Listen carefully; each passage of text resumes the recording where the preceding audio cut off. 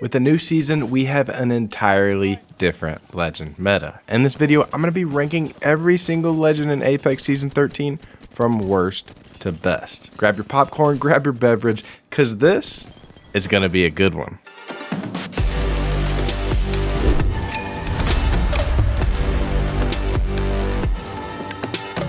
For the sake of this video, we are ranking these legends and their ability to win games.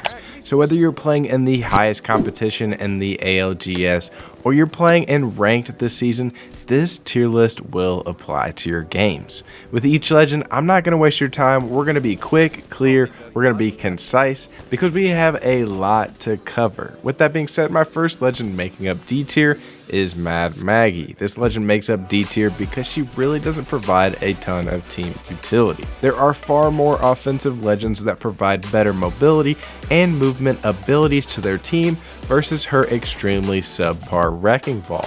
Her right drill is easily dodged, and honestly, she just doesn't bring much to the team in terms of mobility and aggression.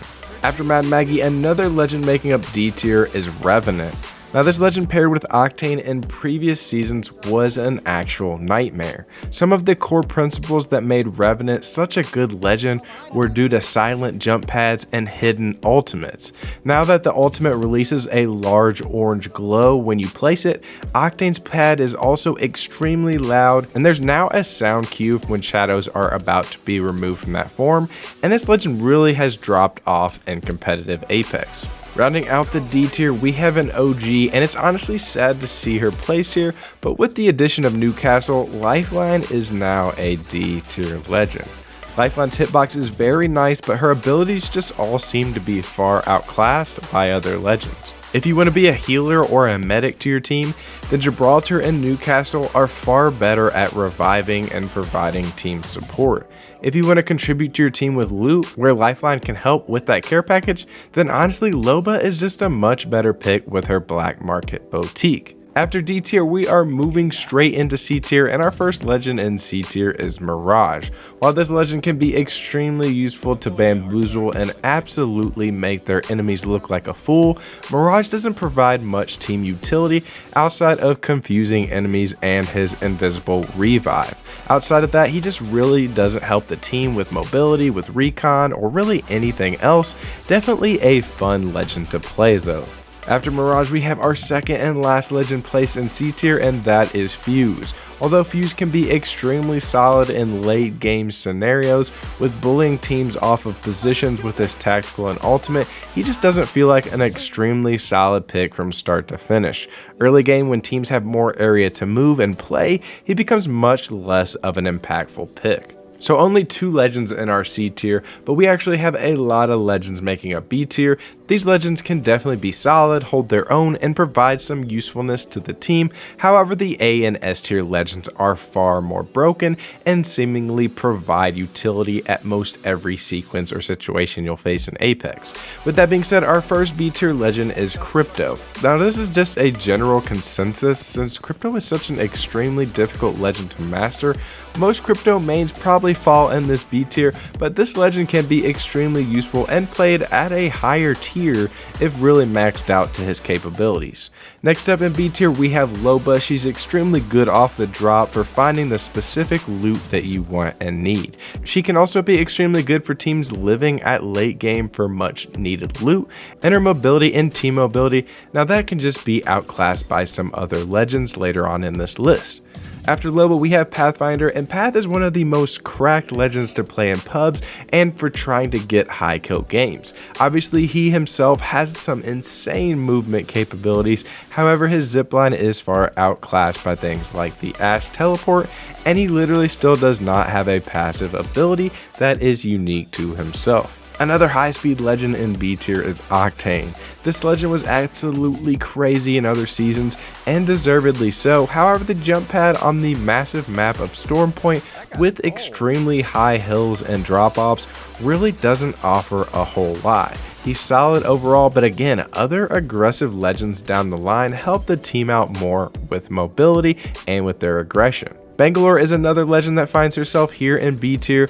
Bang has always been this really well-balanced legend. Her smoke grenades are fair for rotations and escapes, her passive can be extremely good, especially in close range engagements, and her ultimate is a unique tool to force player movement and force teams to respect it. With that being said, she's just a solid overall pick, but isn't unfair or broken by any means. Bang for me is B tier.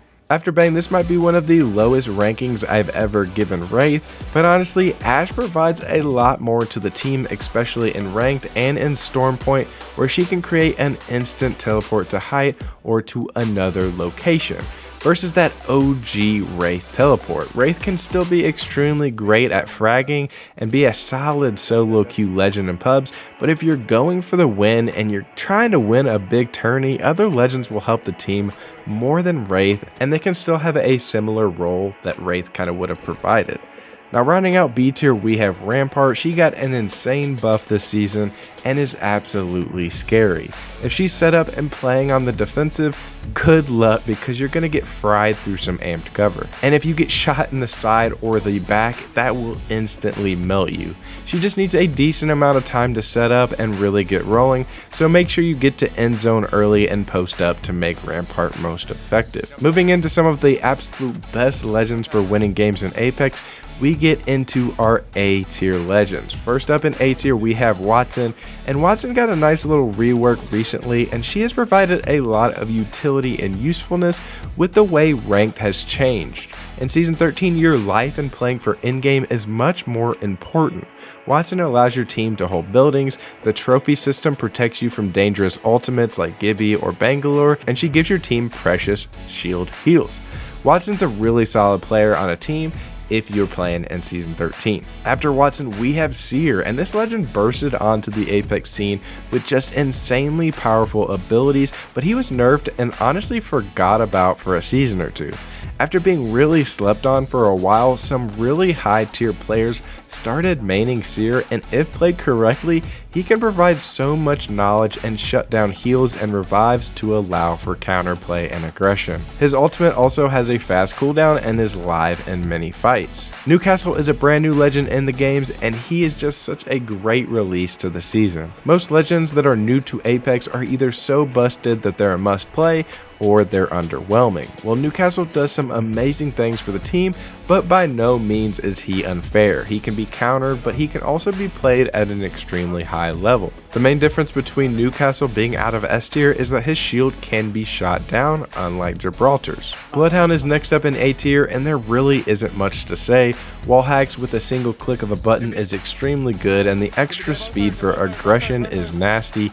Bloodhound hasn't had any changes and is still really good. Horizon is next up in A tier, and honestly I consider putting both Horizon and Ashe in S tier.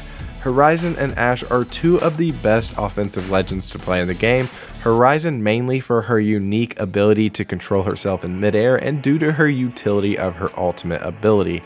Ashe is insane with her ultimate to transverse the whole team to a location with height extremely fast, and the ability to locate death boxes is also extremely clutch because it gives you information on where to rotate and where to look for fights or for loot. Now lastly, we have the three best legends in the game that make up our S tier category. Our S tier legends are Caustic, Gibraltar, and Valkyrie.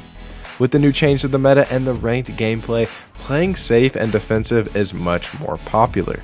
Caustic helps you draw out fights for revives and allows your team to reset in some extremely dangerous scenarios. No other legend can prevent third parties quite like Caustic, and he honestly feels so powerful this season. If you're having trouble with third parties, try out Caustic on the team. Gibraltar has been here for quite some time. The arm shield for him is just such great cover, and he has that ability to take extra damage. His ultimate can punish teams that are fighting or without cover, and his bubble, unlike Newcastle's, literally cannot be shot down, so it's the ultimate defense ability. Lastly, we have Valkyrie, and although they gave her a slight nerf this season with the inability to spin while performing her ultimate, she still allows any team to pretty much freely rotate throughout the map despite gatekeeping teams or difficult situations. Her jetpack passive also provides her with unique mobility, and she can really take height quickly. Her tactical is also no joke. It's almost like a mini arc star that she really gets frequently on a low cooldown. So guys, there you have it, my season 13 Apex tier list. I know you guys are going to have different opinions and different rankings than me, so make sure to comment what changes you would make below. Also, everyone be respectful to other players' opinions, and let's have a discussion in the comment section below. Thank you everyone, remember to subscribe and like the video, and I'll catch you in the next one. I'm Grizzy, and I'm out. Peace.